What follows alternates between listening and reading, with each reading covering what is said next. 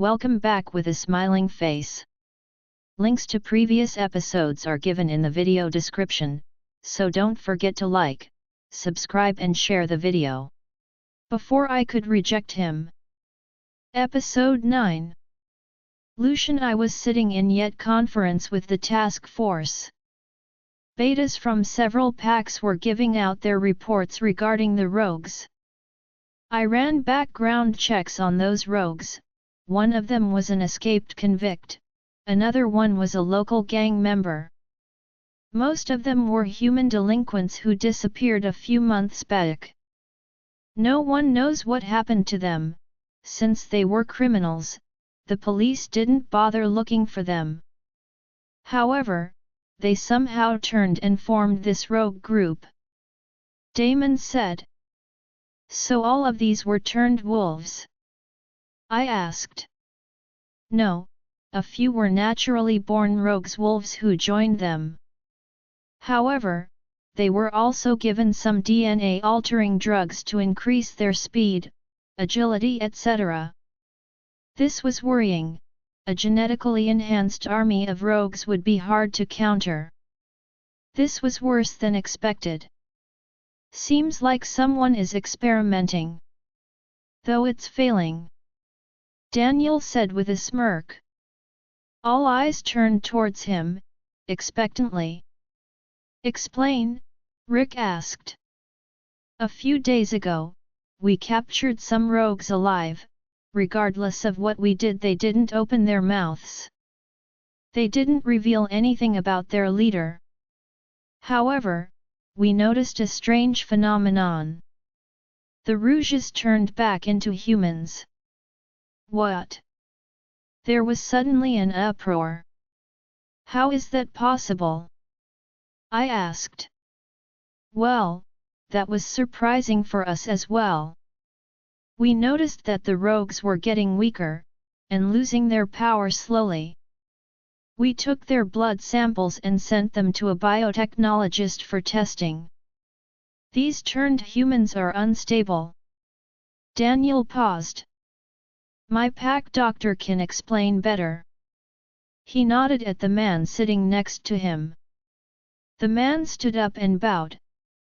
Hello Alphas, I am Dr. Wood. I am a healer in the Reds pack. As Alpha Daniel said, we discovered that the rogues were losing their power, and they were showing withdrawal symptoms similar to drug addicts. They begged us to give them their dose of whatever they were being injected with.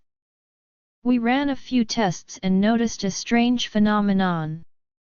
For werewolves, like us, and those who are turned. The werewolf gene gets embedded in our DNA. The change is permanent and enables us to shift into our wolves. These rogues had a similar modification in their DNA, but the werewolf gene was altered and injected externally. Like a virus. I furrowed my brows. This was baffling. The new gene is unstable and starts dying after a few weeks. The human body treats this new gene as a virus and starts making antibodies, hence destroying the gene. This means these rogues need a regular dose of altered blood to stay as wolves. Drivewood concluded. His explanation raised more questions. That means the rogues are not wolves? Someone asked. They are, but they lose their power if they are not given their regular dose. And with the altered DNA, they gain increased strength and agility. So, we have powerful rogues who are capable of taking over even the strongest alphas. In a significant number, they can defeat even the strongest of packs. Dr. Wood said grimly. But they don't remain strong for long if they do get their dose of this gene therapy. I asked. Yes, for now. However, once they get a permanent solution to this, they would be undefeatable. A stunned silence fell in the conference room as each alpha pondered over the impending danger. We need to finish before they find a solution and become stronger, Rick said grimly. Do we have any clue about them? He continued. I have been able to save one of their victims. She is injured but alive, I said, trying to dispel the grim atmosphere. Did she say anything? Daniel asked. Not yet, she is traumatized and hysterical, but I feel she will provide a breakthrough in the investigation. My mate would talk to her when she is ready, I added. There were some more discussions regarding increased security and raids. My head was reeling after these revelations. The Alpha Council decided to raid all the possible lairs and hideouts of the rogues.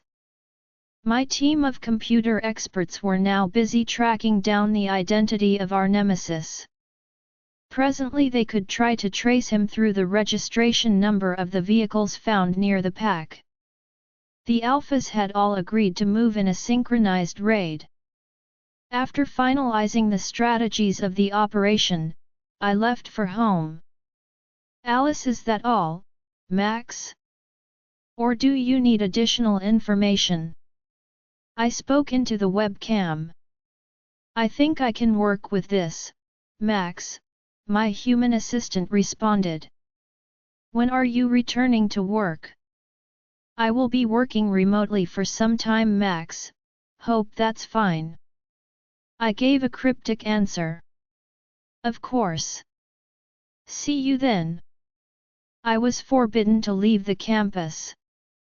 Because of the looming threat, hence I was managing my office online. Thanks to technology. I was anyway working part-time, so it didn't affect my schedule as such. Though I missed the freedom to go shopping, outings, and other things. Lucian was away, going over the reports from his betas. Hence, I had a lot of spare time on my hand. I walked into the gym only to find a familiar tittering in the middle of the room, something like a shrill ooh, in flawless harmony and also familiar ha ha ha ha ha. I stared past the gym floor where the young wolves were busy beating each other up. Closer to the edge of the room. Ahead, I recognized a familiar figure, Zayden. Two young girls were giggling, before one reached out to stroke his gleaming chest. I stared for a moment, before approaching with a slight clearing of my throat. Oh, said the girl, startled. Madame Luna, she added, bowing, with her friend quickly following suit. Looking a bit embarrassed, they excused themselves and slipped into the throng of juveniles. I rolled my eyes, so Zayden was the latest chick magnet in the pack. Thought they'd never leave, said Zayden, with a slight grin. Does that often happen? I queried, peering at him. More often than you think. The beta offered an exaggeratedly world-weary sigh, though he still could not quite stifle his grin. Such a burden, isn't it? To be the object of such admiration. I snorted. I couldn't help a slight smile too. Doesn't it bother you?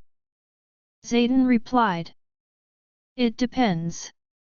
Depends on what? The grin returned. On who is touching.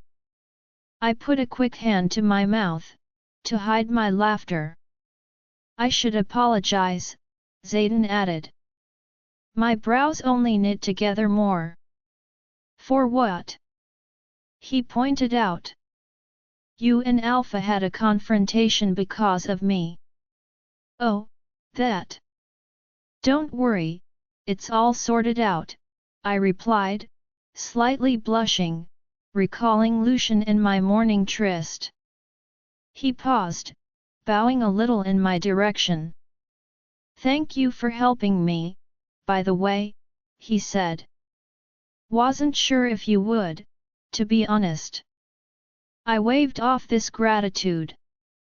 You're the one who won me a favor. Do you need anything? Zayden looked confused. What do you mean? While you're living here, I elaborated, gesturing up at him. Is there anything you need? Oh, it was his turn to say. No, I don't think so. I am well provided for in the pack. You people take excellent care of everything. Even for me, when my dad was responsible for many things. About that, I have a few questions. Let's talk. I said, grabbing his arm. Zayden settled down in the chair opposite of me, in my office. This might be an uncomfortable question and Alpha Lucian might disapprove, but I want to know what happened in your previous pack? Why did you leave? His face fell a little. They didn't like me. That's a pretty vague answer. Can you be more specific? Are you bound by the Alpha Command? He sighed. I have broken the Alpha Command. I turned rogue. My eyes were wide as saucers.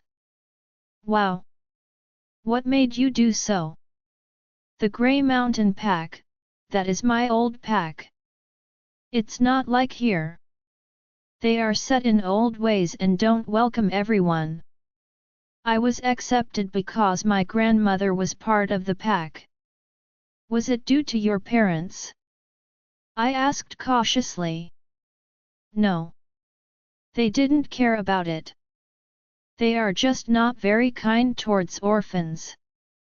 The pack is very closed with just one school. Hardly anyone goes to college, as they are forbidden from venturing out of the pack lands. Since they need keepers and lawyers, doctors, builders etc. to survive among humans. A few selected members of the elite are allowed to go to universities, but you weren't allowed. I interjected.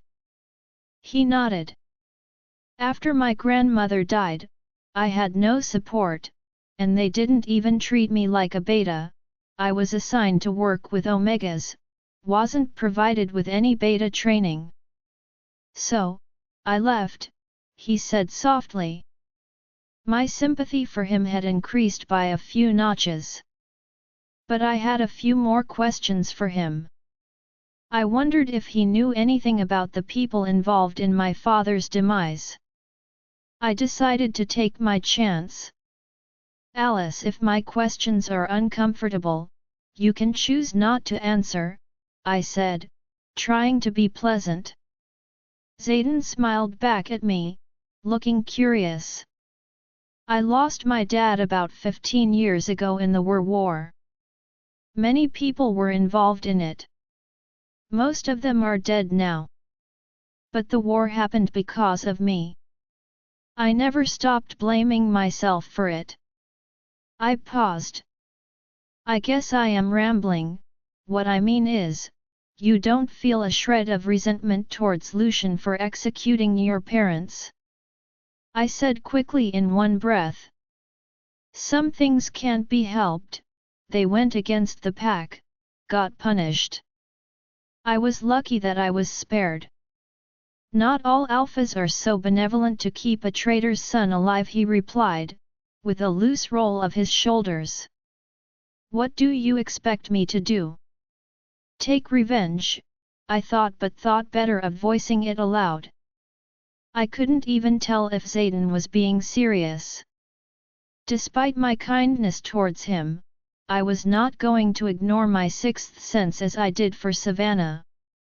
Though my sixth sense was saying the opposite. It was asking me to believe him. I hope you won't do anything rash, I said. Do you miss your dad?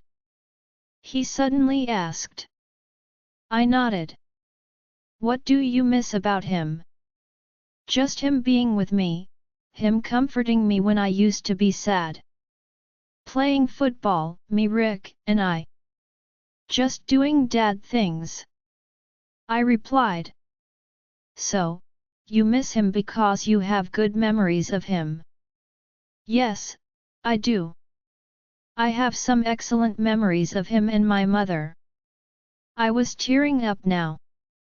Well, I don't have any good memories of my parents, so I don't miss them, he said flatly. They were too busy, in their power struggles. Running after the obsidian prophecy. Sorry, what? What prophecy? I interrupted. The obsidian prophecy, I had heard them discussing that 1,000 times. It is about an alpha mating with a witch's daughter. Their baby would be mighty and bring peace to the werewolf world. Something like that. I stared at him for a few moments. This was unexpected and made absolutely no sense. This had to be a coincidence. Okay, can you tell me more about this prophecy? And why were your parents obsessed with it? The obsidian prophecy, you have never heard of it? Many alphas were obsessed with it back in those days. Some wanted to mate with that girl, others wanted to use her as a source for blood magic. My parents were part of that group. So, I heard things. My head was reeling now. Do you remember who all were part of that group? Most of them are dead presently, but Lucian's father was one of them. He was convinced by my dad. He said wryly. I had heard enough. I stood up. I needed time to process all this. Thank you, Zayden. You should go back to your training now, I said quickly. He bowed and left. I was left pondering about what he told me. Wolves have their myths and prophecies, I never paid much attention to them. But, Zayden's words were rather intriguing. Madame Luna, Rain's voice interrupted my train of thoughts. Yes. I raised an eyebrow as she arrived in the room. The girl, in the hospital. She is awake, but she is not talking to anyone. The doctors had to move out all the male guards around her. She gets hysterical. She's the one they found in the shipyard, right? Is she fit enough to talk? Yeah, she has healed pretty quickly, but it would take a long time for her to get over her trauma. Rain said sympathetically. I will visit her soon, don't worry. Assuring Rain, I walked towards the hospital. Hey, I called Lucian through our mind link. Hey, dear, he replied. Though he seemed distracted. I am going to visit that girl. I am not sure if I would be able to make her talk, but I will keep the link open so that you can listen. Take Peter and Rory with you. She gets agitated by the guards. That's why you must take guards with you. She had been turned through genetic manipulation. She might be unstable and dangerous. Oh come on. She is a mere girl. I can take care of myself. Don't worry. I protested. Alice. Just do as I say. He sounded impatient. All right, I will take the guards. I gave in. She's been ravaged badly. I still need to know her connection with the rogues. She smelled distinctly of them when she was first brought in. But she has refused to talk. Not even her name. I can understand that she had been traumatized, but we can't help her if she would not tell us anything. I will try. I felt bad for the girl. I had heard of the extensive abuse the girl had suffered physically. Although the physical wounds would eventually heal and fade away, the mental and emotional wounds would take longer to heal and probably scar more deeply than the physical ones. The door to the girl's room was open, and I could see her sitting up in the hospital bed with pillows propped up behind her. She was staring blankly outside the glass windows. She was very thin, almost waif-like. Her blonde hair was tied in a messy bun. I couldn't tell what she looked like since her head was turned away from the door. The hospital bed almost dwarfed her slight frame. Her arms still showed some faint bruises, but overall, she looked good for someone who'd been found battered and half dead. I knocked at the open door. She was probably already aware of my presence. The girl slowly turned and trained guarded bright blue eyes towards me. She was lovely. Despite all the battering and bruises, she was beautiful. Blue eyes looked at me from a pale face. She seemed to be still a teenager. I felt a lump in my throat.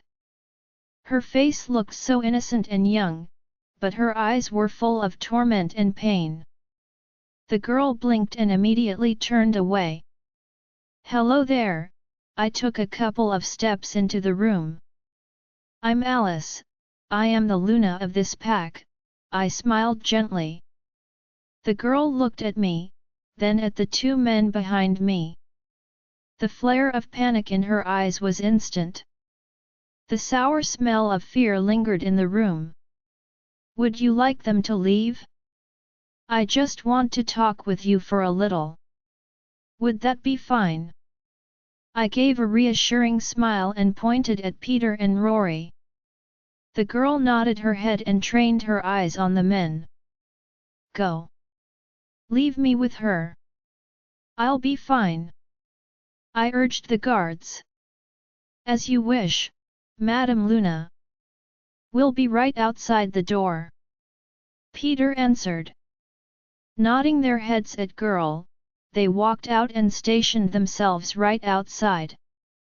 She seemed to calm a bit, her lips curved in a slight smile. But apart from that, she was quiet. "You won't be hurt here. You are safe now. We want to know how we can help you." I did not attempt to step any closer because I sensed her fear. "Do you mind if I come closer? I'd love to get to know you more." I took a tentative step. She blinked, then gave a slight nod. So, I slowly walked forward and sat on the chair next to the bed. "You already know my name, would it be too much to ask for yours?" The girl shook her head as if hiding from my gaze. "Olivia," she said quietly, "my name is Olivia." "That's a lovely name, so are you comfortable here?" I kept my tone as mild and soothing as I could. I had no experience in dealing with traumatized people.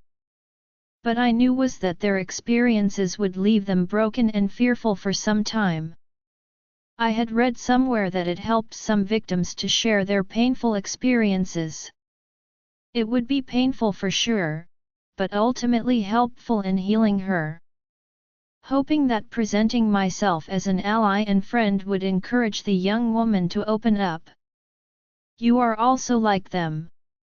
the girl finally asked. Her voice seemed calmer now. "Like them? Do you mean shapeshifter?" "Yes, I am also a shifter. We are all shape-shifting wolves." "I know, I was kidnapped by them," she said quietly.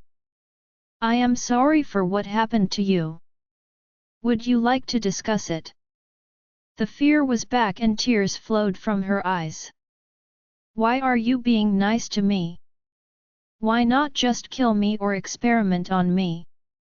I had no idea how to respond to that. "We don't do all that here. If you can tell me what happened to you, we will be able to catch them, punish them." She looked at me with a slight distrust. "Why?" "Because they are bad people, doing terrible things to innocent humans like you. You can stop it if you can help us in finding them. I won't force you to talk. We can talk again later when you are ready. Is that fine? I said calmly. She didn't reply but looked thoughtful. I stood up, ready to leave. No, stop. Please don't go, she said, almost panicked. Okay, I will stay. I will tell you whatever I know. Olivia said. Olivia, I gazed at the window, having no idea what to make of the woman in the room. When I had opened my eyes in this strange room, I had realized that I had stumbled into a place inhabited by the same beings I had left. I had panicked initially, thinking I was in another experiment. I had later on concluded that these beings didn't seem to want to harm or hurt me. The fact that these creatures ran a hospital was baffling. Though nothing surprised me anymore. I still had a doubt, whether I should trust these people or not. This beautiful woman, who was just like them, seemed happy and relaxed. She wasn't abused like me. She exuded a calming presence that silenced the horrors I had gone through. Talking to her felt nice. I will tell you everything I know. The woman seemed to brighten up and sat back on her chair. She gently held my hand. That's very brave of you. How old are you? I am 19, I replied. So young. She looked horrified.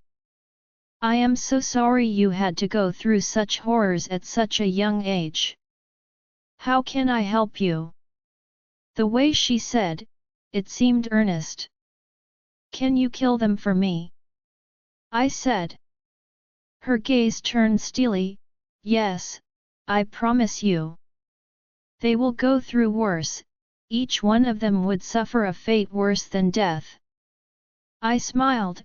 Those words, even if they were empty promises, felt like music to my ears. I was abducted by a group of men while returning from my job. It was late evening. They raped me, again and again, and again. Her grip tightened. There were several women like me, kept in different cells. Their leader experimented on us, like lab rats. He gave me many injections. It made me like them, like you people.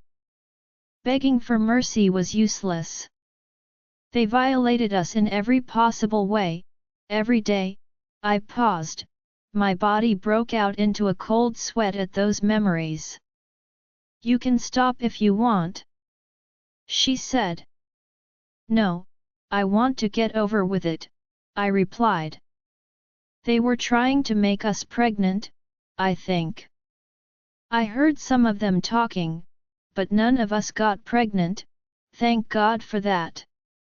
I also heard them planning raids, kidnap alpha women. I don't understand what it meant. The woman opposite me narrowed her eyes. How did you escape from them? I pretended to be dead. Whenever one of us died, they used to dispose of the bodies.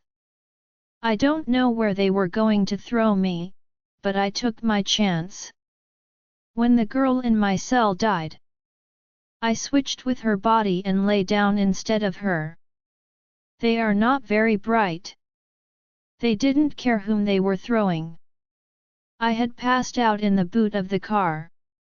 When I regained consciousness, I was here. You were very brave.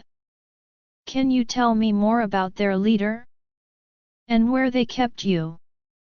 Their leader is the most horrifying and disgusting creature I have ever seen. He looks like a deformed monster. Calls himself a scientist, but he never violated us. It was always his minions. Does he have a name? They all called him boss, but once I eavesdropped on his conversation with another shifter, who was new. He called him Stuart. I explained whatever I knew about those people and places they had kept me. As I mentioned, I felt free. Thank you, you have given some very valuable information. I promise you, those rogues will be caught and punished. You have suffered untold abuse. But you are a brave girl. Fate and Luna have led you here. There must be a reason for it. Luna? I asked. I didn't understand most of their terms. She laughed. You will know everything soon. Alice, as I left the hospital, I was shaking with anger and disgust. Had it not been for Lucian's soothing presence in my mind, I would have shifted and ripped apart whatever I could have laid my hands on. Lucian was aware of my mood, so he sighed, kept aside his drink and opened his arms as soon as I reached home.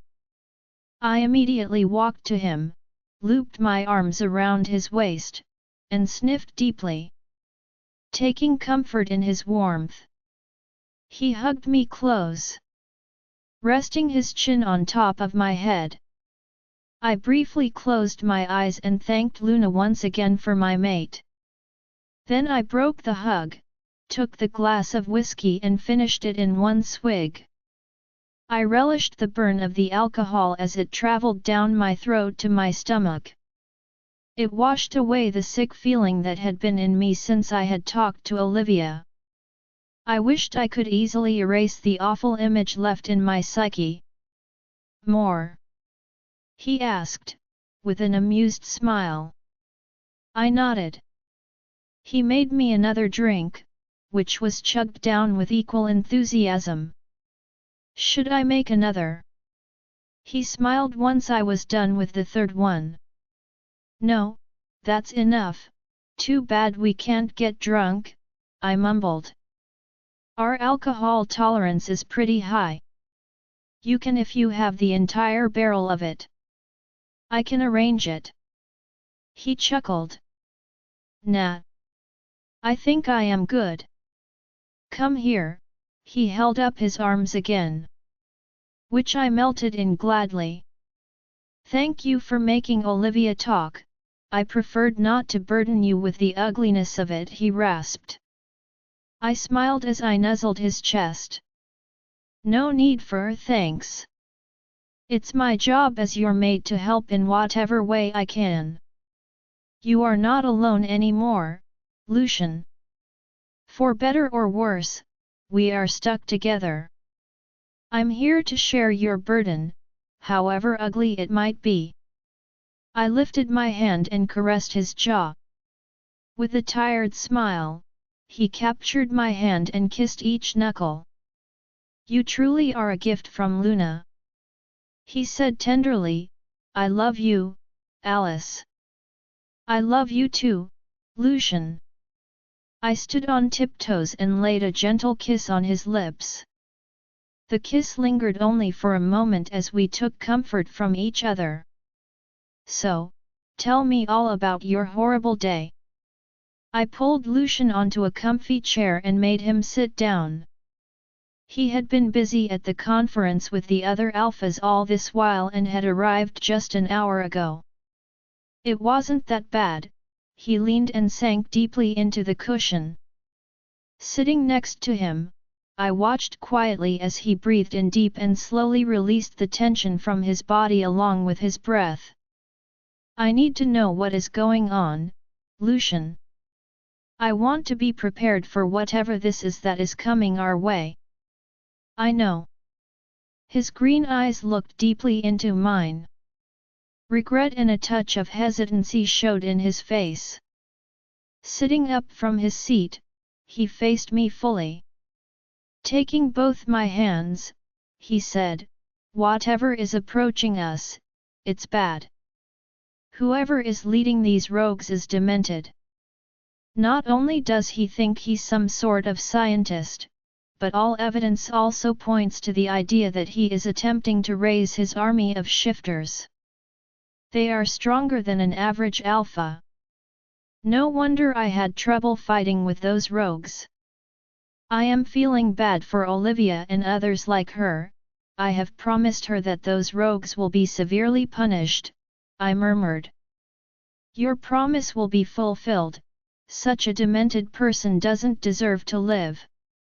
The attack on alphas was because he failed to breed these human girls. He explained everything that was discussed in the alpha meeting. I contemplated telling him about the prophecy, but decided otherwise. He already had many things on his plate to worry about, some obscure prophecy, which might be just another superstition. Thanks to you, we can now find out the locations of these rogues and this Stuart guy. I will ask Damon to run a background check on all known rogues and anyone who fancied himself to be a scientist. This also means more security restrictions. Is it going to be as bad as before? I asked. Worse, he said wryly. I understand, I said, in a subdued tone. Though, my girls will be disappointed. They were eagerly awaiting to go for movies, dates etc. etc. Unfortunately, it can't be helped. He shrugged.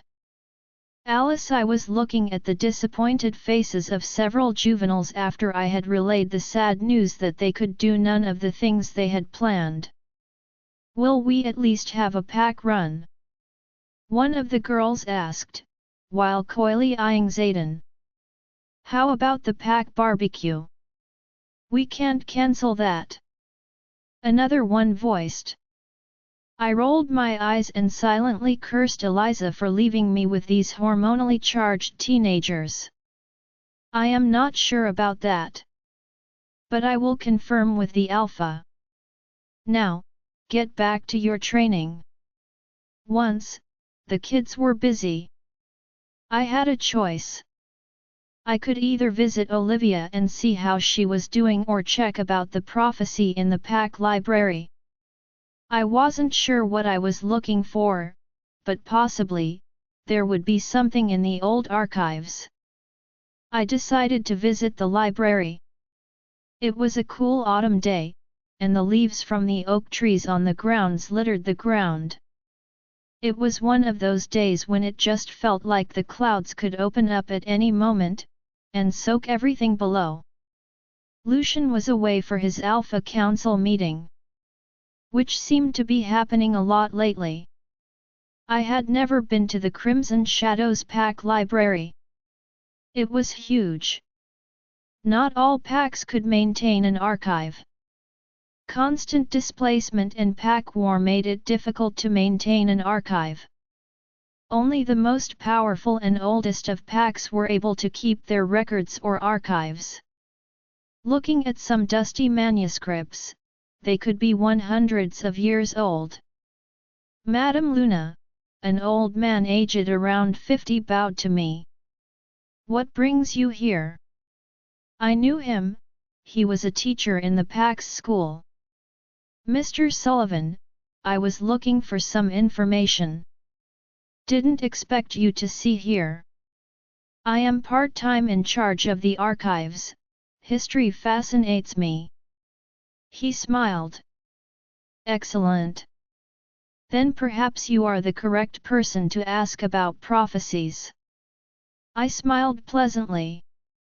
He raised an eyebrow, then turned towards one of the several rows. Prophecies are a tricky business, Madame Luna, he said, shaking his head. Earlier we used to have a council of elders. Their sole job was to analyze and study prophecies. Some even helped in bringing them to fruition. I followed him as we passed through the narrow alley of books and manuscripts. That's very helpful. What happened to that council? They all died, he said flatly. What a pity. No one replaced them? I said, casually looking around. There are few oracles who do that, but most people have stopped believing in prophecies. They are complicated and doesn't give direct instructions. Too much symbolism and mystery. People just lost interest. Not everyone, I suppose, I mumbled.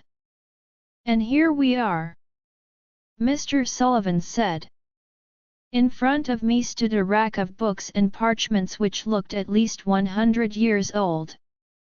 They were covered with dust. I had no patience to go through all of them. Me, Sullivan, what do you know about the obsidian prophecy? I asked. Oh, that's right here. Me Sullivan pulled a big dusty book from the bottom of the shelf. He laid it down on the table and shuffled its dusty pages. Here. I read the lines which Sullivan pointed at. She will be begotten from a line of witches, shall have the hybrid blood of a wolf. She will be powerful and bring good fortune to her mate. The maiden shall become the mate of an alpha on the night of the blue moon. The child from the union shall rule for centuries to come, and the land shall prosper in their love. Wow! I mumbled, rereading the lines. As per the legend, the child conceived on the blue moon shall become a powerful ruler. Do you think it's true? I asked Mr. Sullivan. Well, it could be true, however, there is a theory about prophecies. They are purposely vague about the meaning. When writing out the prophecies, the oracles leave several key points open for interpretation. Not because they want to mislead. However, oftentimes for a prophecy to come true, the people involved have to be ignorant of all the facts, or their preconceived ideas of how things should corrupt the events. If people involved fully understood their destiny before the time was right, they might not be able to take the actions necessary to succeed. Some might even try to change the outcome. Hence, the chosen one must discover the true purpose on their own and at the right moment. I am sorry, I don't understand, I replied. What I mean is, prophecies are cryptic, they need proper interpretation. Moreover, this was written almost 300 years ago in France. There would be some context of the legend behind it. Parts of the book is lost. The prophecy may be already fulfilled. We don't know. Sullivan was right, but if people were ready to kill over it, then there must have been some truth in it, and I couldn't shake the feeling that it somehow concerned me. Is there more to this? Why were the parts of it lost? We are talking about 17th century Europe. It was a dark age. Witches were being hunted and burned. Wolves' packs were still pretty wild back then. Most of them couldn't read or write, so the legends and prophecies were passed down orally, which led to several inaccuracies. Furthermore, numerous old lineages of witches and wolves were decimated or lost. So, we don't know which line of witches the prophecy is talking about. That made sense. It's interesting that you are the second person who asked me about the obsidian prophecy. The first one was the previous Beta Killian. Sullivan added. I wasn't surprised. That's fascinating. Any idea who can interpret this prophecy? We used to have a brilliant oracle in our pack. Unfortunately, she died a few years ago. There hasn't been a new oracle born in our pack. He said regretfully. Oracles or seers, werewolves who had Luna's gift of visions. They could see the past or the future. They were honored and sometimes acted as advisors.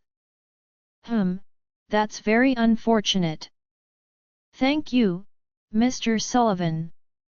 I appreciate your help. I would have stayed in the library and done some more research, had it not been for the frantic call from the hospital. Olivia was having a fit due to her withdrawal symptoms. Her scent had been altering as the effect of those injections waned.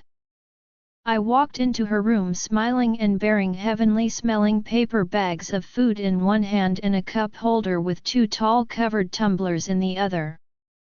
Thanks to the kind Catherine who had delivered those edibles to me in a jiffy. Olivia inclined her head at me. She looked pale and even thinner than before. I brought food for you. Figured you're probably bored with the bland hospital food. You need to eat more to keep your strength up, Olivia. I carefully laid my burden on the table. She didn't respond, but I could hear her stomach rumble. Nudging the bag closer to her, I continued, fried chicken, with Catherine's secret garlic dip, salad, baked potato, and some of her freshly baked cakes. I am sorry, I don't know what you like, but I can assure you Catherine is a wonderful cook. Thank you, Olivia said in a soft voice. I watched as Olivia absently picked up a piece of chicken and started to eat. I closed the door to her room for some privacy and sat down on a chair. Likewise, I waited until she had fished, eating. How are you feeling now? She lifted inquiring eyes at me while carefully keeping down her napkin.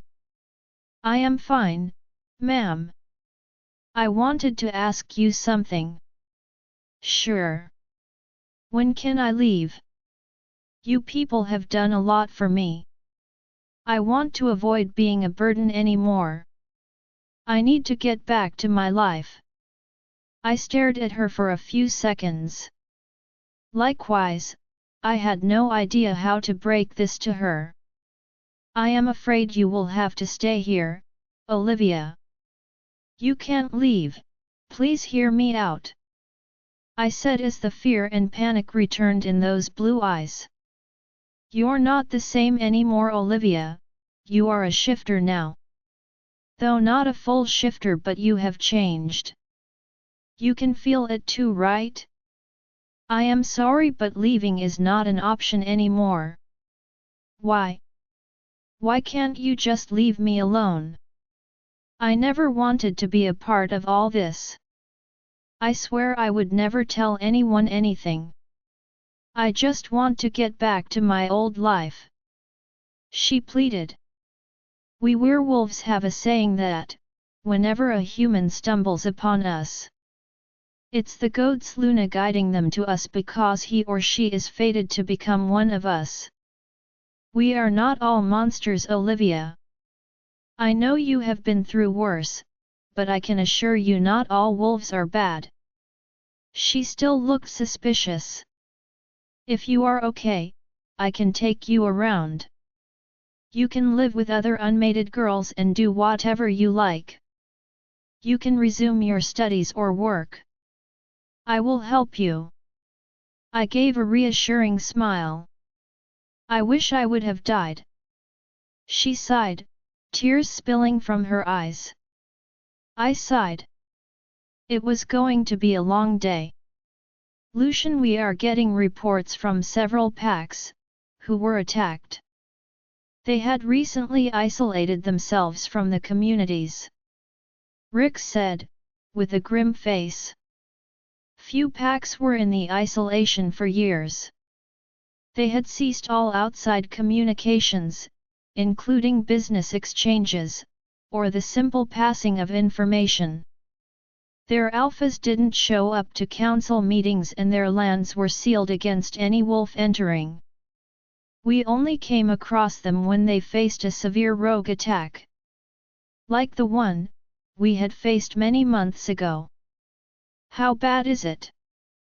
I asked, rubbing my temple. Not too bad, though they managed to get their hands on a few beta females. I clenched my grip, breaking the pen which I had been toying with. The rogues have realized that they cannot take over bigger packs or alpha females easily. So, they are targeting smaller packs now. Rick added. We need to start raiding immediately, I said. Without finding out the identity of the leader, Daniel asked. We don't have the time. My betas have tracked down the location which was pointed out by Olivia, the girl we rescued. Once we have the list of locations, let's do a synchronized attack. We may or may not be able to catch the leader, but we will be able to cause a major dent in his army of abominations, I said. Begin pack-wide training. I want everyone war-ready. This attack could come at any moment, and we need to be prepared. Let our human contacts know that something huge is on the horizon. They have to be prepared as well. We don't know if this will stop at our world or spread to theirs. The alphas nodded along with me. Alice, you did what? Lucian stared at me incredulously. His hands propped on his hips. I had rushed to his office in the main packhouse as soon as I heard that he had returned from the council meeting. I couldn't leave her all by herself. She was suicidal, so I brought her home. It wasn't my first choice. Initially, I called Rain. Assuming, since she was turned from a human, she would be able to calm Olivia. It started well, then Rain started describing our pack runs, the mating ruts, and wild parties. Olivia panicked. I was scared she would do something if I left her by herself. So, I got her home. Are you angry? To my surprise, he burst into laughter. His deep, throaty laugh resonated in the room. It's all right, and it is very sweet of you. You do care for that girl, he said, putting his hand around my waist. With all my time dealing with Olivia and the pack, I felt a little behind on what was going on with the rogues. It felt like I was in the middle of a war zone. I had not attended any alpha meetings. I rarely had time to ask about the bigger picture. So, how is your strategy planning going on? I asked, a little breathless, as he had pinned me to a wall, and was slowly nibbling my neck. He stopped nibbling and looked down at me. A little problematic, he said. The team has determined the locations for raids, but we still don't know who is behind all this. A polite knock at the door stopped us midway. He sighed, come in. He called out, stepping away from me. Rain entered, looking sheepish. Good day, my Alpha and Luna, she said, and bowing more than necessary. I groaned. That behavior usually meant she had bad news, which someone else wanted her to deliver. Lucian was much gentler with females than he was with his betas. Let me guess, they lost the last two suspects? Lucian asked. Yes, my Alpha, they can't find either of them. Both have disappeared. Besides, they are having trouble finding the leader, she said. Exactly how many of my betas requested you to convey this bad news? He asked with a smirk. Well, Damon, my mate, Peter, and Kyle. All your nastiest betas, my Alpha.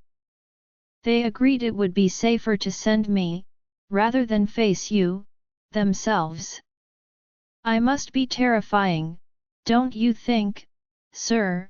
She said, grinning. Lucian growled with laughter. Rain was funny. Lucian would never give her the treatment his betas would have gotten, had they faced him with that news. Cowards, he chuckled. Tell my betas, I was fuming that they lost those suspects, and didn't dare to face me. Tell them how I lost control and became so enraged that Madame Luna had to step in to calm me. That's an order. Lucian was grinning. I couldn't stop grinning myself. Rain smirked back, all right, I will tell them Madame Luna is trying to deal with you, they would be cowering in the hall. This is too much fun. Good, girl, now leave. Lucian said, closing the door shut. While Rain giggled. How do you plan to explain why you smell like X? I said, trying to escape from him, though it was futile, as he had grabbed me and carried me to the large sofa in the corner. You used X to divert my mind, relax me, he said, after dropping me down on the sofa and quickly stripping off his shirt. I was suddenly distracted by the display of perfect abs and muscles. So, how would your angry beast like to be relaxed? I asked, sitting on my knees. Anything you want, love, as long as it involves the two of us, he said, pulling at his belt. I got up and stopped him. Running my hands over the planes of his stomach and chest, I felt his sharp intake of breath. It had been far too long since we had an intimate moment. I wanted this to last. I slowly licked his chest and made my way up to his neck. His hands rested at my waist, but they didn't wander. He seemed content to let me control the pace this time. I planned to take full advantage of that. I sucked lightly on the rough stubble, as he allowed his head to fall back. My animal surged forward in my mind. I licked and sucked at the skin of his neck until I heard him groan my name. Sit down, I growled, running my hands down his body. He complied without a word and sat down on the sofa, spreading his arms wide. I took off my tee, and crawled over him, sitting on his lap, as he bared his throat to me again and closed his eyes. Leaning down, I blew warm breath into his ear. The submissive positioning was making me wild, he had never been that way with me. I coated every inch of his face and neck with kisses. Lucian didn't move a muscle. I straddled him and ground down over him. He moaned and started to bring his arms up. No, I whispered in his ear, you can't touch yet. Just be still for me. His arms flopped back, and I grinned. I saw my mark sitting proudly on his neck. Bringing my teeth down, I bit lightly at the scar. His whole body shuddered beneath me. There was no way I could hold him down for real, he was much too strong. I grabbed his wrists and pinned them to the sides. With him passive, I bit down hard on my mark. His body writhed beneath me and his hips pressed hard into mine. He let loose a string of curses. I released his hand and he continued to rub my hips against his throbbing manhood. Alice, I need you now, he said hoarsely. Not yet, I whispered in his ear, Rain is still listening through the door. He groaned and smiled, opening passionate eyes to watch me. Rain. Get lost, otherwise, I will punish you with a month of isolation, he yelled at the door. I heard a squeal and receding footsteps. I laughed along with Lucian. You will be the death of me, he said, continuing to grind his hips subtly in small circles. Our outfits were a hassle for me. Asterisk love, he said, I can't take much more of this. Why? I asked him, sucking hard on my mark. Before I could blink, he had maneuvered me, pinning me on the sofa. I bit back a moan as Lucian kissed. My mind was between where I wanted him to go. He never really gave me an option, though. With maddening slowness, he traced patterns over my skin. Wherever he touched, it immediately became sensitive. Yes, that's what I intend to do. Finally, his strokes slowed, and he let me come down. I panted in his arms, spent and sated. "Are you ready?" he whispered. I nodded. Lucian lunged after me and we struggled for a moment in foreplay. My wolf took over, and I shifted. Lucian followed suit.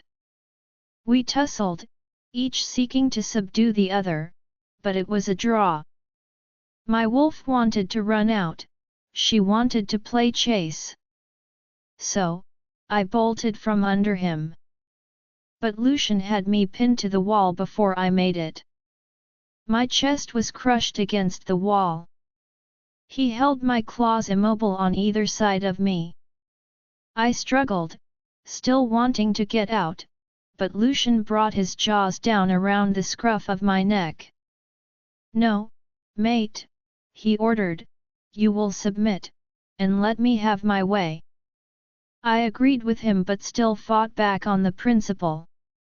His control always turned my wolf into a quivering pile. Today was no different.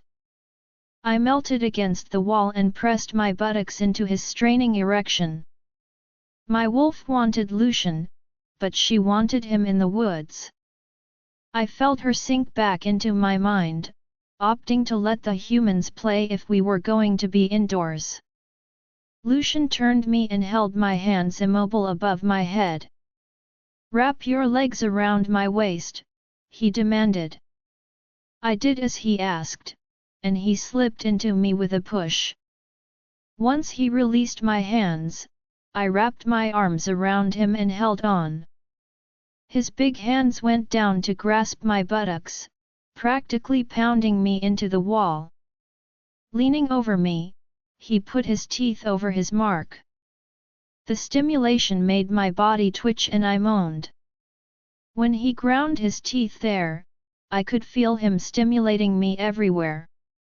My body clenched around Lucian and I screamed my release. He followed quickly, letting loose a feral roar of triumph. We walked back to the sofa and collapsed on it. I snuggled into his arms for some time, kissing and touching each other in the afterglow. "I would love to spend the day with you, like this," I lamented and got up, pulling up my clothes and started dressing up. "However, there's a hell of a lot of work to do.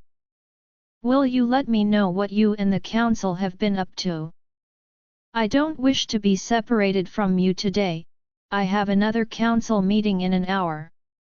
Join me," he said, pulling on his jeans. "Really?" I grinned. Just the prospect of being with Lucian for the whole day sent my wolf into a tizzy. "But I won't be of any assistance. I don't have much to contribute. You are my mate. I want you to come with me today," he replied, crossing his arms. "We're going to make everyone jealous all day smelling like we do, you know that, right?" I asked playfully. He relaxed his stance and smiled. "Wait. Will my brother be there?" I asked suddenly. He started laughing. "Yes, and so will my brother-in-law." "Darn it! I better take a shower." I sighed. "There is no need, you smell wonderful." He chuckled. "I smell of X. I am not going to the meeting like this, I am going home to take a shower and look more presentable." I tied my hair in a messy bun and was about to open the door when a piercing scream tore Olivia," I said, recognizing her voice. Lucian looked alarmed, and we dashed through the corridors towards the source of noise, the main living area. It was something of a hangout zone where young and unmated often loitered and relaxed. I couldn't imagine what was Olivia doing here. I had left her safe and secure at home. The living area was getting crowded with curious onlookers. They scurried around, giving us the way as the alphas approached. Olivia was cowering into one of the plush chaises and sobbing. Right there, standing close to her, was Zayden. "What's going on?" I asked, looking at the commotion. Rain looked at me with a scared expression. I went to check on her. She looked a bit peckish. So, I asked her to come along, you know, and hang out with kids here. Thought that would cheer her up, but then Zayden scared her. She looked at him accusingly. Zayden scared her? What do you mean scared her? What did you do, Zayden? I folded my arms and looked at him sternly. He seemed to be in a trance, staring at Olivia, without blinking. Zayden, what did you do? I repeated. I sat down next to Olivia and gently tried to pry her from the backside of the chaise. She was trying to smother herself with cushions. I just said hi, Zayden said in a small voice. Zayden, Olivia is not well. She doesn't like interacting with strangers. Rain, why did you even bring her here? I had managed to pull away Olivia from the cushions, and now she was hugging me, sobbing on my shoulders. Olivia, it's okay, no one's going to hurt you. Come on, let's go home. I gently patted her hair. Zayden was suddenly distressed. Ignoring my warning, he kneeled and addressed Olivia. Hi, I am Zayden Smith. I am sorry, I didn't mean to scare you. I am 21, 6'2", 230 IBS, I want to become a doctor. My favorite color is blue, I love football, basketball, and baseball. Though I am not good at any of them. My parents are dead, it's a long story. We'll tell you later. My favorite foods are cheeseburgers, fried chicken, steak, baked potatoes, and broccoli. My favorite dessert is chocolate cake. I hate raisins. I can't seem to shut up. I know I'm rambling, but you smell so damn good, like lilac and roses. I don't know why I am telling you everything about myself, but I can't seem to stop. I want to know everything about you. I wish to kiss you, I will rip apart anyone who comes near you. I will always protect you, I will never hurt you. I will do everything possible to keep you happy because that is my life's goal. Olivia's eyes widened, but not in fear. She seemed curious, and for the first time, I saw her giving a tiny smile. Whoa, slow down, big boy. I chided Zayden. What's wrong with you? I noticed the smirk on Lucian's face and raised an eyebrow. What? Then it struck me. They are mates? Isn't it? I spoke in his mind. He chuckled. It dawned pretty quickly on you. Ma'am, I am sorry, but I can't stay away from her. She is my mate, Zayden said flatly. Rain's mouth fell open in surprise. Olivia was still gripping my arm, but she didn't look scared. She was staring at him, though a little cautiously. Drama never stops in this pack, isn't it? I said in Lucian's mind. He laughed back. Zayden, I understand she is your mate, but she is a human who had recently suffered abuse. So, please give her some time.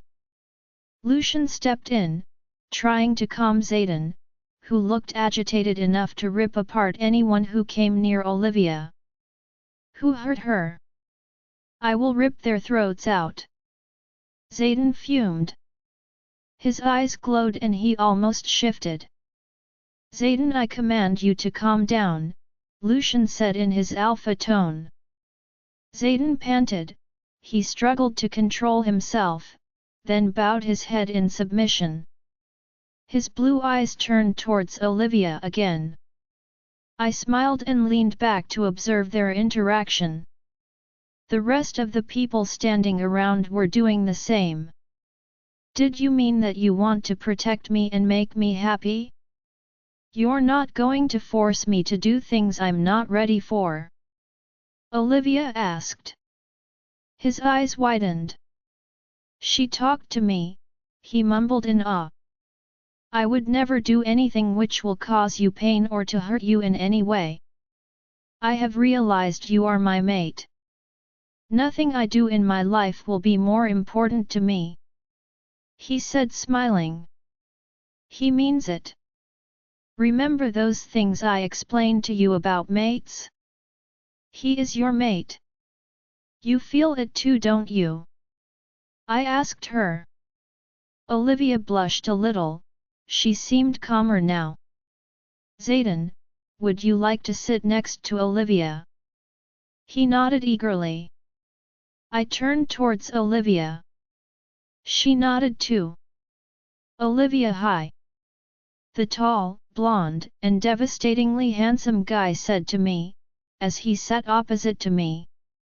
He won't hurt you, Alice consoled me. The green-eyed, handsome man was probably the alpha, he exuded power, and the way Alice, and he looked at each other. It was obvious they were a couple. Okay, the show is over, get back to work everyone. Their alpha commanded, and almost immediately everyone dispersed.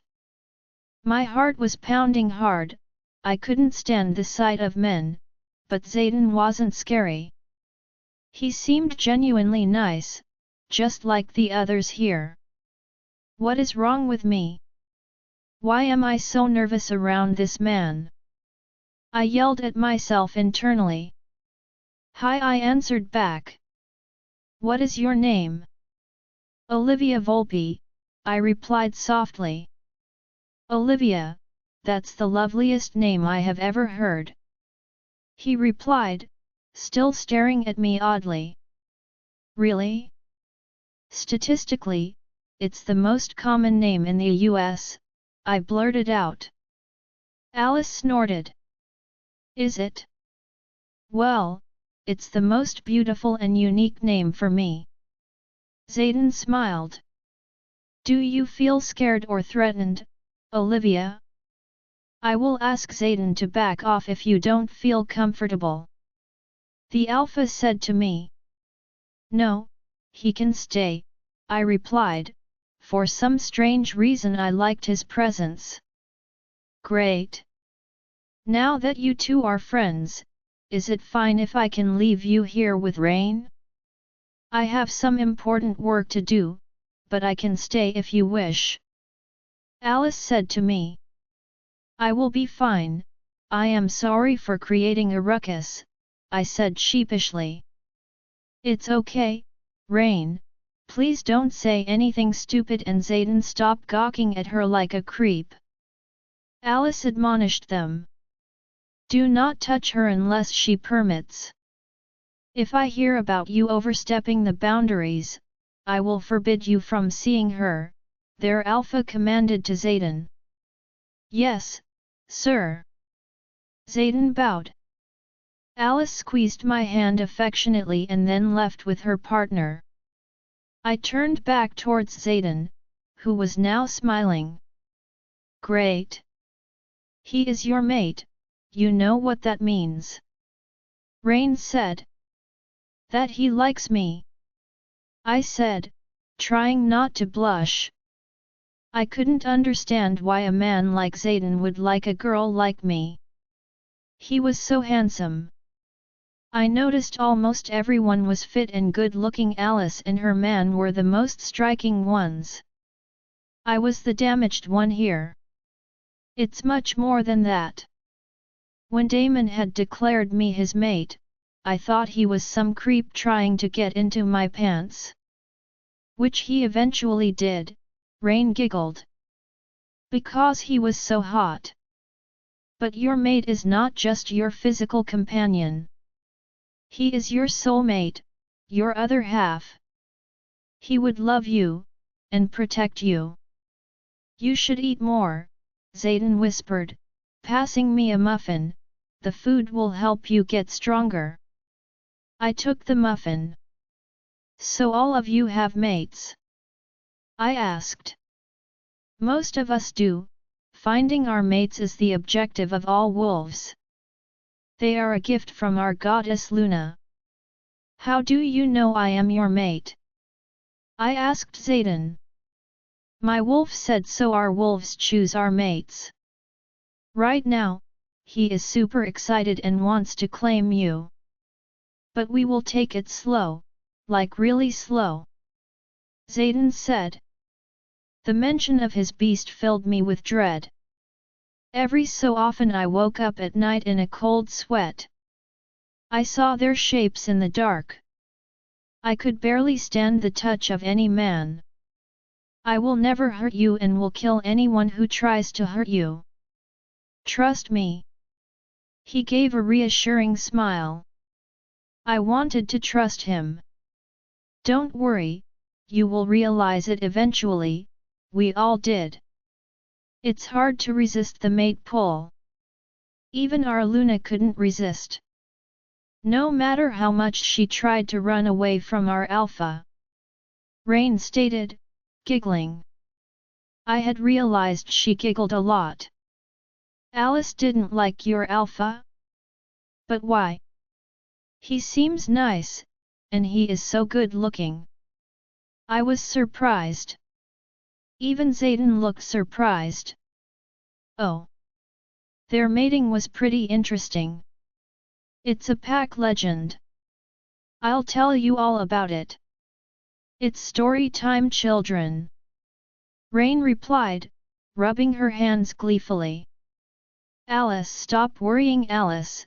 Zayden will take care of Olivia, Lucian assured me for the nth time.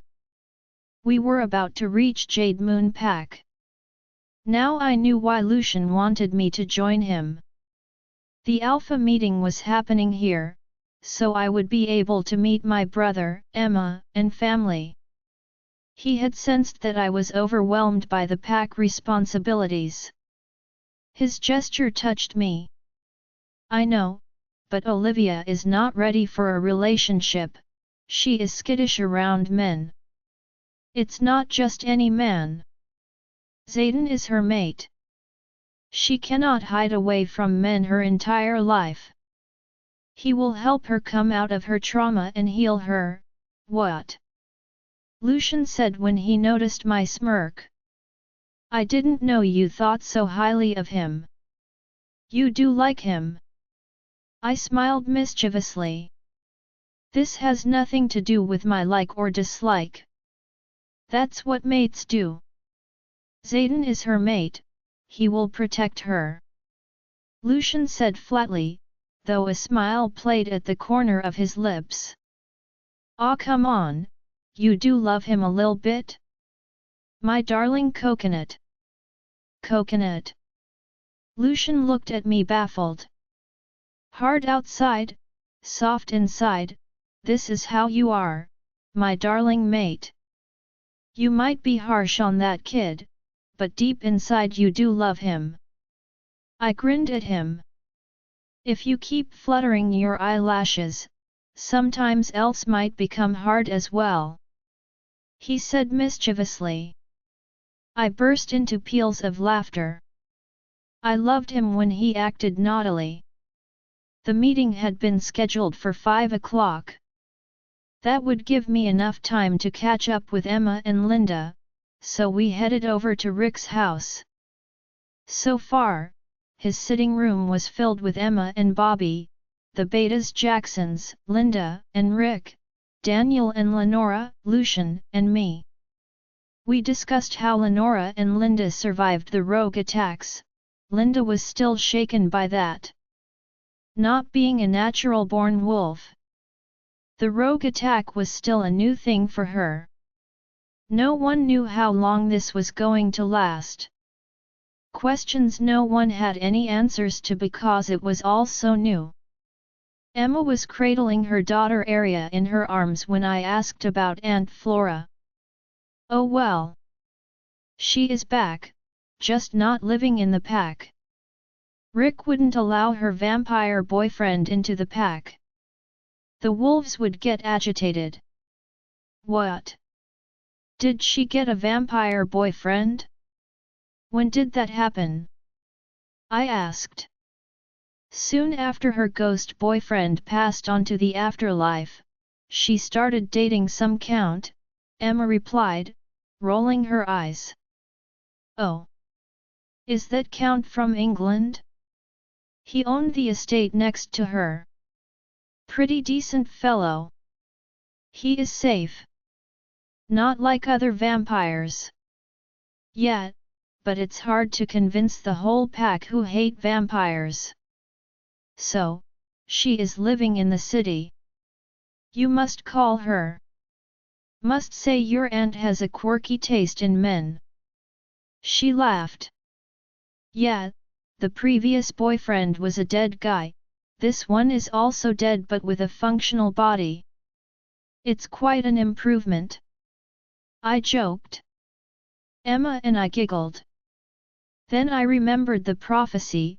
Crimson Shadow didn't have an oracle, but Jade Moon did. Samantha had been our oracle for years. Perhaps, she would know something about the prophecy.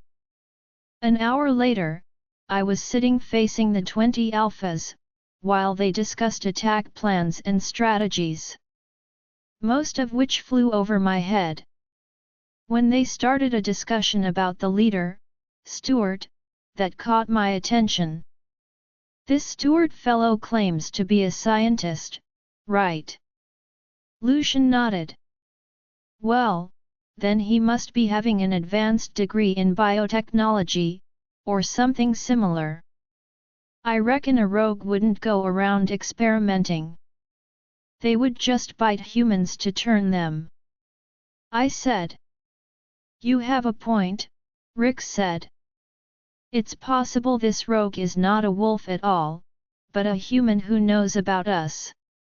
I stopped, not sure if I was making sense.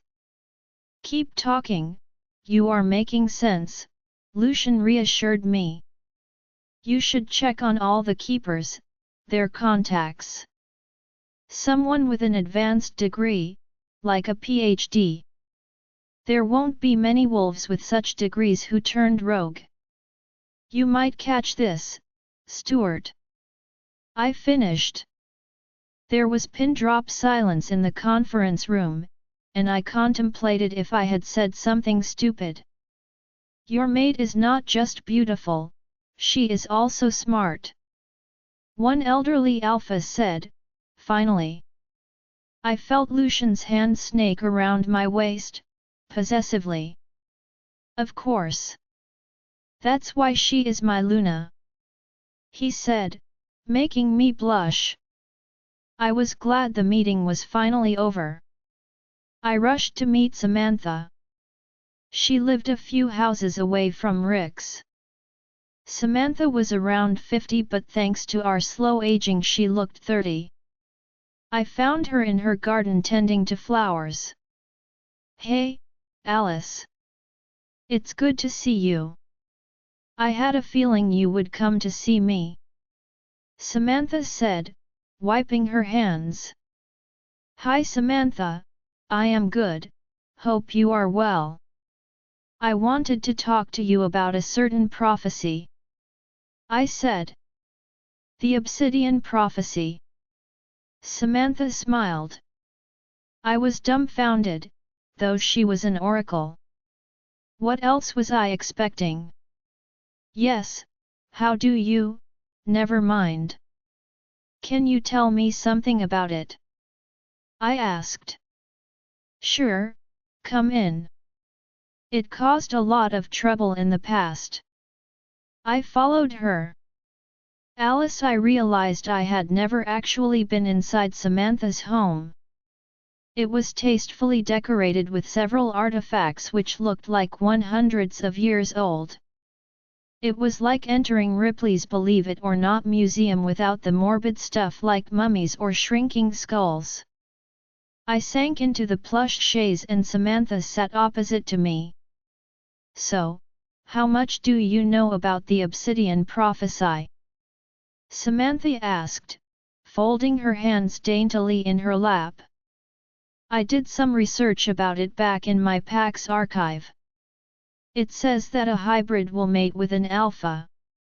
They will have a compelling child who would bring peace and prosperity for the shapeshifters. That is correct. Are you assuming that which hybrid might be you? Yes. You are not the only one. Many people had this assumption when they were born. Hence, the war, as you are aware. You already possess the rare hybrid blood, mating with you would also produce a powerful heir. Hence, the scramble to claim you. Samantha said, shaking her head disapprovingly. My eyes widened, so the prophecy is true. We can't find out until you have the baby. Samantha chuckled. Seriously? I pouted. Just kidding, Samantha laughed. We have a legend of our creation.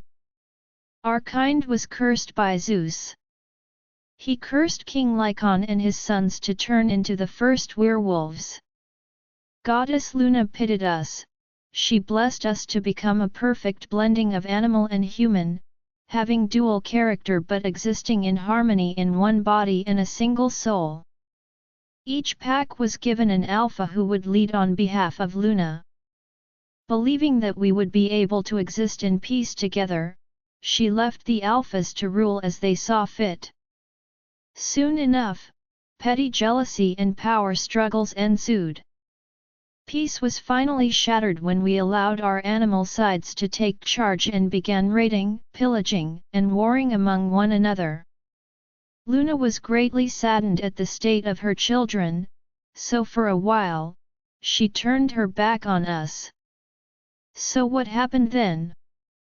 I know that things are a lot better now, alphas work together and there is a minimum conflict. My curiosity piqued. Yes, Luna kept sending strong alphas to keep us in check. Each of the prophesied alpha is sent by Goddess Luna herself. We oracles receive her message and identify that special child. These alphas wisely kept their promise to Luna. They ruled with wisdom and seeked peace. Not all shifters wanted to continually fight and kill. Our numbers were dwindling because of our constant warring, so some shifters actively sought peace to prevent the extinction of their breed. Okay, that explains the peace between packs now. But what about the obsidian prophecy? I asked. There is a backstory behind it. About several hundred years ago, during the Dark Ages, humans were hunting witches, werewolves, vampires. It was a bad time. A witch was saved by an alpha from being thrown into a volcano by the humans. She was so grateful that she promised that her lineage would always serve the alpha and his successors. Hence, some witches are traditionally very friendly to us, as they believe they descended from that first witch. Now, Luna is not just worshipped by wolves, she is the patron goddess of all shifters and even witches. She was probably happy with this interspecies coalition. So, an oracle received a vision that her descendants would mate with an alpha, give birth to a hybrid whose child would be the most powerful alpha and start a reign of peace. Why is it called the obsidian prophecy? Obsidian is a volcanic crystal, formed from the volcanic lava. It's a forceful protective stone and a shield against negativity. It blocks psychic attacks and absorbs negative energies from the environment. The witch had gifted him an obsidian crystal from that volcano as a symbol of her loyalty and gratitude. She promised she would always shield him like a stone. Hence, the name Obsidian Prophecy. That's very poetic, I commented. This whole legend was fascinating.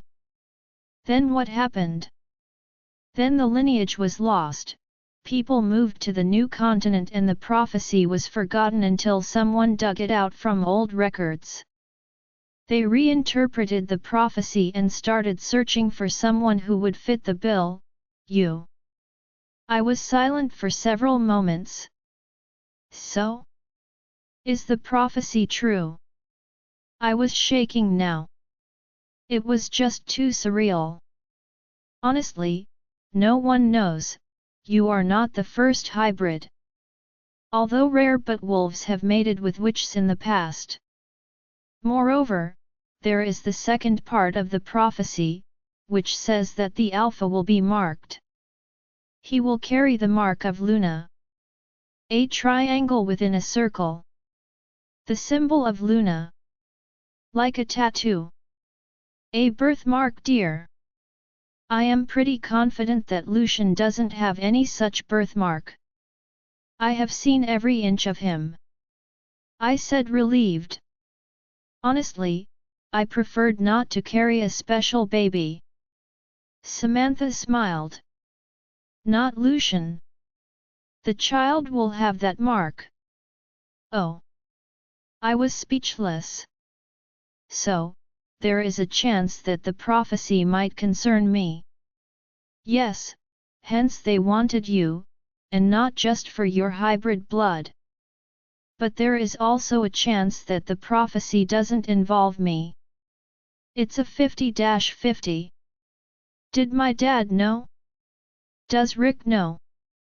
The prophecy did not clearly express anything about the mother, so no one took it seriously. But when the attacks started, your father was just trying to protect you. Don't dwell on it.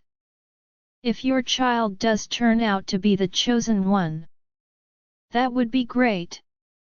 If he doesn't, it is still okay. Just be a good Luna and raise your child well. That's more important. Samantha said, and it made sense. Why didn't anyone ever tell me about it? I mumbled. They wanted to avoid worrying you. And I haven't received any vision about it. So, I cannot say for sure if you will indeed carry that blessed baby. I am sorry I couldn't be of much help.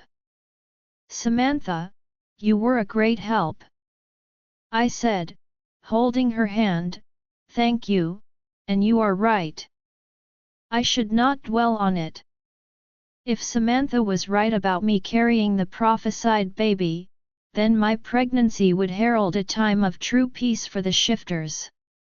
It also meant we could be in deep shit. There was enough savagery among the Wurs, those opposed might attempt to find a way to terminate the fragile life whenever it happened. There was no way that I would let that happen.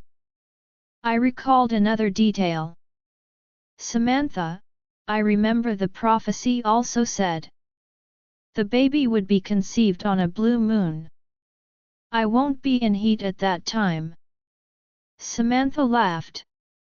The child will be a blessing from Luna, she will send him when she wants to. Whether you are in heat or not wouldn't matter. She said, winking at me. Alice, you are going on a raid? I said incredulously. Yes, Lucian responded while buckling his belt. And it would be pointless to ask to take me along. You won't do that, right? Precisely, he responded, fastening his guns. He was dressed in all black, which was something like his combat gear. His entire team dressed in black, along with several spare black sweatsuits in case their outfit got destroyed during shifting. Why not? You know I can fight. Of course, you can fight. But that doesn't mean you have to. It's too risky. We have no idea what we are going to face. These are hybrids or abominations. I hugged his waist from the back, resting his forehead on his broad back.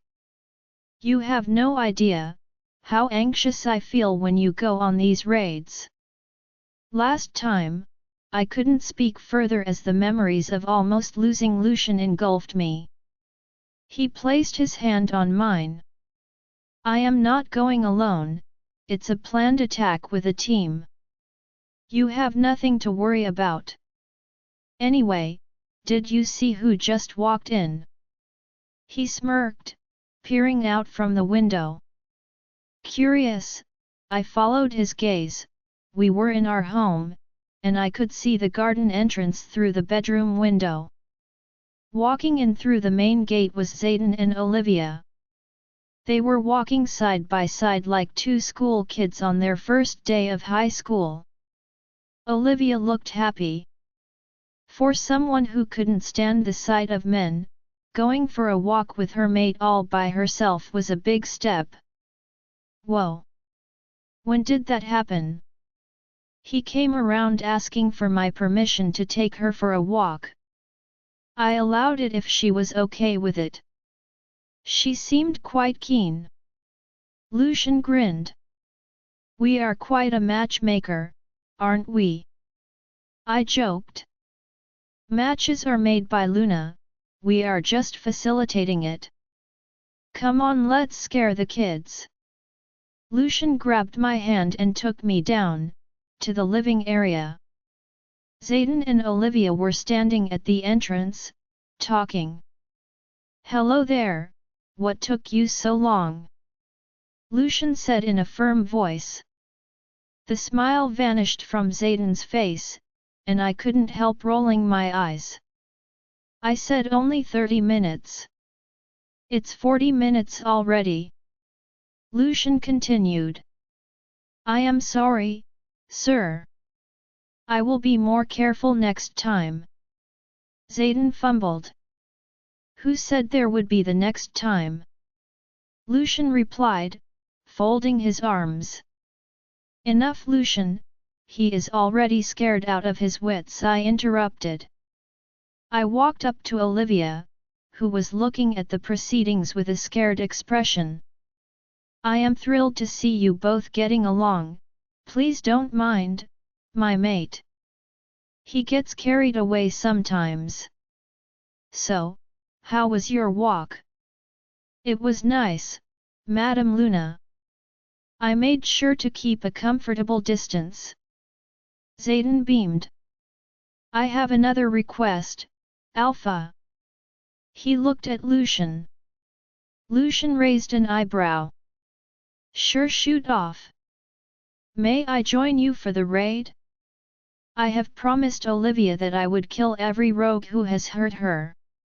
Olivia was staring at him with a shocked expression. I was a little alarmed myself, though it was a natural gesture for a wolf. His wolf would be simmering for revenge. Lucian blinked, it must have come as a surprise for him too. Take him with you, I said in his mind.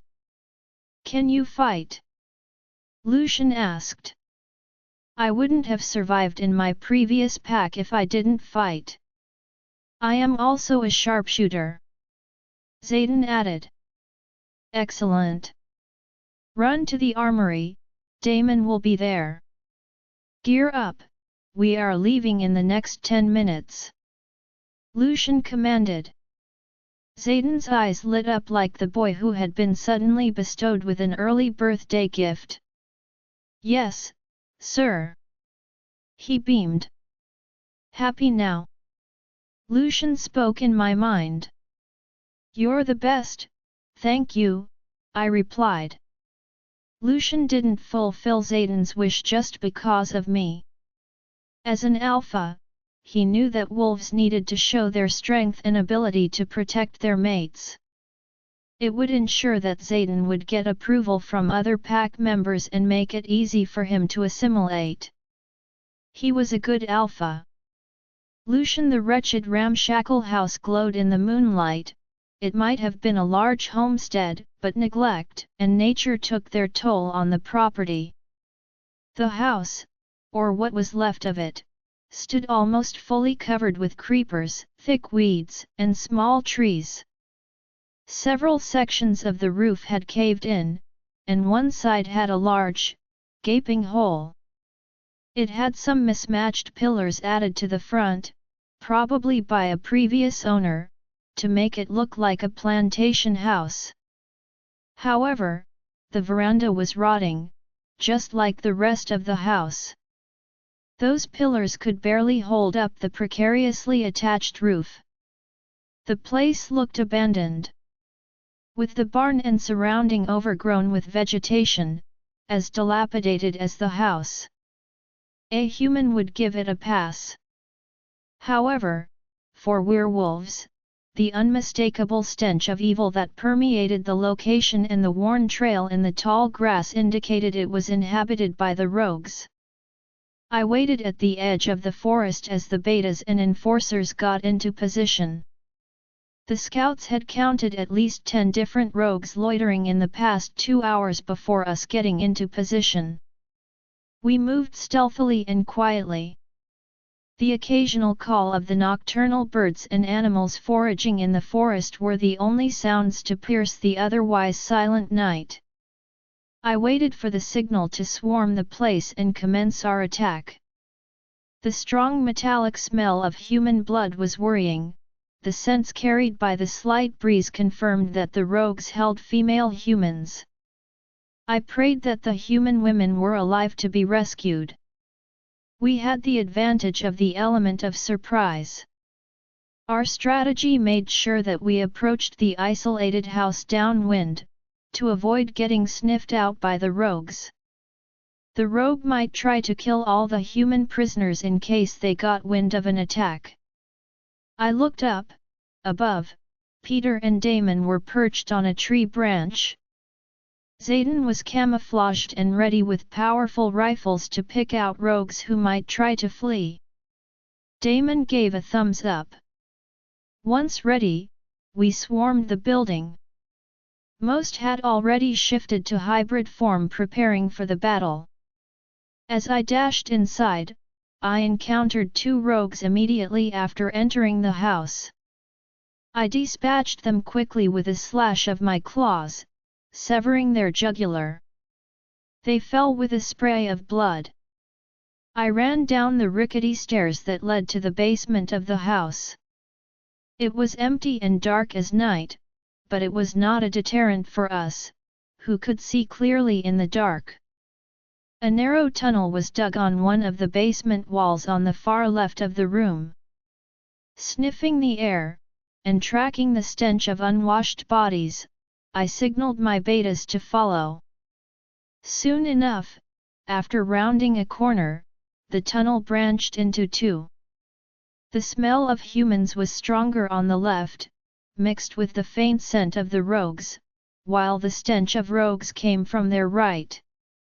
Not wasting precious time, I instructed 3 of my betas to go left and free the humans and escort them safely out of the lair, while the rest of us continued to confront the rogues on the right. As we got near the heart of the den, I could hear voices. That beta woman, why did you kill her? One rogue growled in anger. Well, she attacked me first, another answered brusquely. I thought she was passed out after all that pounding we gave her. but the peach had managed to untie herself and attacked me. What was I supposed to do? You couldn't handle a beta, how will you handle an alpha woman? Yet another broke out aloud. Oh yeah. As if our attempts to snatch those female mates were successful, the first voice continued, snidely. All you had to do was call us, not try to subdue her yourself, the rogue asserted. You were nothing but a puny human before the Alpha bestowed you with our gift. The least you could do is listen to him. His voice dripped with disgust. Not much good it did us. Sounds of scuffle ensued, as the rogues tussled with each other. From the sound of things, the rogues were scuffling with each other. Nodding my head, I signaled for my team to rush into the room. What the fun dash! Exclaimed one rogue, who saw the betas rushing out of the tunnel. The surprised rogues didn't have the chance to adequately defend themselves. Besides being caught unaware, they were outnumbered 3-1. A token attempt at breaking away was quickly thwarted. One even rushed with head hunched down at the betas blocking the exit. His headlong dash ended when I stepped into his path and laid him out with one swipe of my claw. He hit my extended arm hard. His feet flew up as his body was propelled backwards by the force. The crack of bones was extraordinarily loud in the confines of the cave-like room. Okay, who's next? I taunted the rogues. I thought you would give us more challenge. Join our Facebook and WhatsApp group for more updates, link is given in description. Rest audiobook will be continued in next episode.